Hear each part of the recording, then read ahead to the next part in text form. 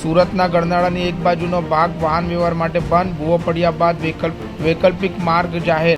સુરતના railway station નજીક સૂર્યપુર ગરનાળાની નજીક રોડ પર ભૂવો પડી ગયો હતો, જેને પગલે અતિવ્યસ્ત માર્ગ પર બેરિકેડ લગાવી દેવામાં આવ્યા હતા। ખાંડ બજાર એપ્રોચ નીચે વરસાદી પાણીના બોક્સમાં ભંગાણ પડતા રિપેરિંગ કામગીરી શરૂ કરી દેવામાં આવી છે। ભૂવો પડતાની સાથે જ ગઈકાલથી રિપેરિંગ કામગીરી શરૂ કરી દીધા બાદ આવતીકાલે સાંજે 7 વાગ્યા સુધી આ કામગીરી ચાલે તેવી શક્યતા।